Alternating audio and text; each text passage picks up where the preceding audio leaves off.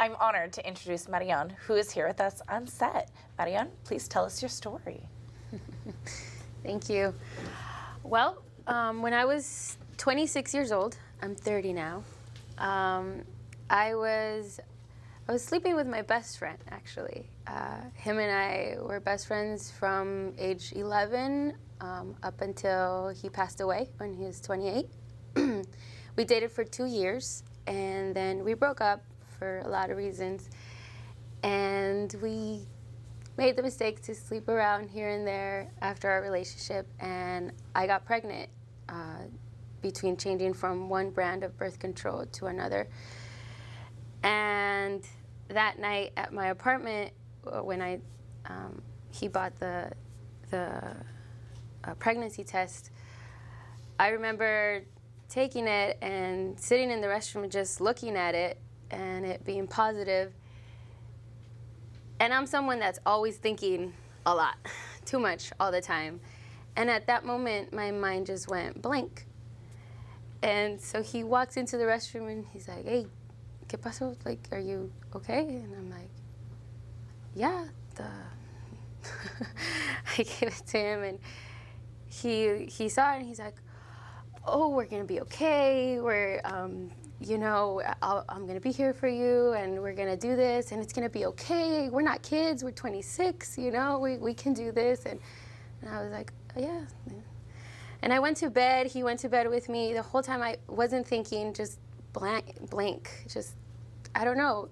And around 4 in the morning, I woke up and thought, "Wow, I don't want to be a mom. I've never wanted to be a mom. As a matter of fact, the first time I said I don't want to be a mom, I was in Mexico visiting my grandma, and I mentioned it to my nana, and she freaked out because I'm Mexican, and that's not okay to say. You know, something's wrong if you don't want to be a mom."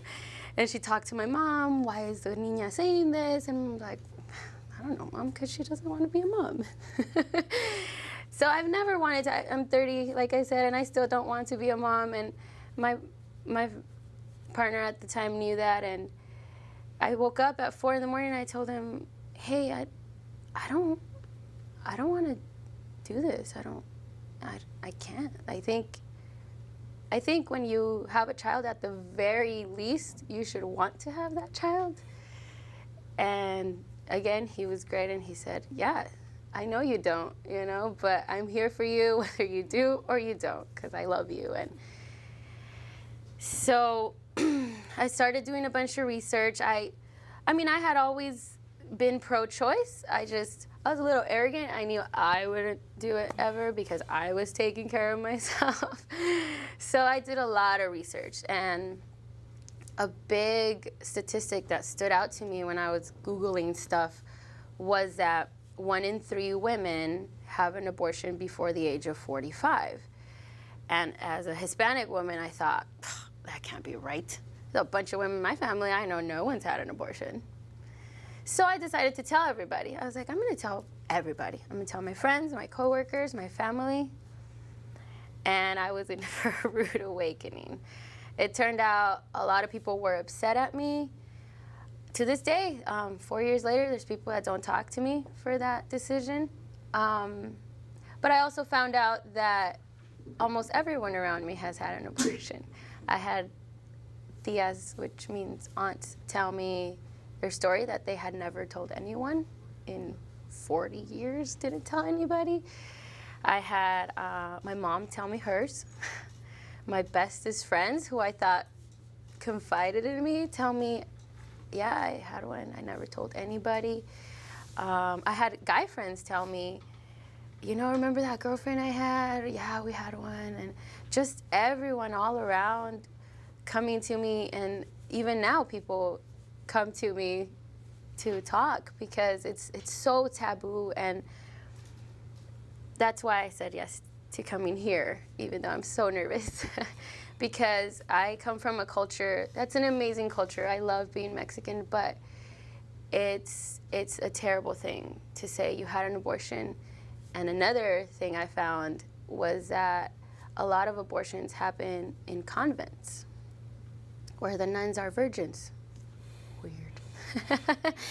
So I I share that. I also think because it's so taboo, we've stayed ignorant as a society as to the realities of it, not only how common it is, but a lot of the people that were so against it and referred to it as a baby. And I would ask them, do you know when the nervous system starts to develop? And they're like, no. And I'm like, well, it's after 20 weeks, and I just kept, trying to bring these facts, and it's helped a lot, and I think more people are educated because of it. And working in the school system, I think seeing how many kids are in foster care, I think access to abortion is important. Thank you so much for sharing your story, Maryon. Can you tell us a little bit about, why you're sharing your story? Because I live in Arizona. It's a pretty right-wing state, and I feel that our legislators there don't realize how necessary it is to have, ¿cómo se dice? Like safe access to abortion, because it's been proven in history, another thing I found while doing my research, that even when it's banned completely, women use hangers, and that is terrible. So it's gonna happen anyway, and it's necessary. So can we please make it part of our health care and not shame people for it, that they have to hold a story for 40 years until their niece says it and they cry like it just happened yesterday. That's ridiculous. I want to see less kids in a foster care system as a substitute teacher. Now I think if I ever do want to become a mom, I'm definitely adopting. I think kids need homes, so that's why I'm sharing my story.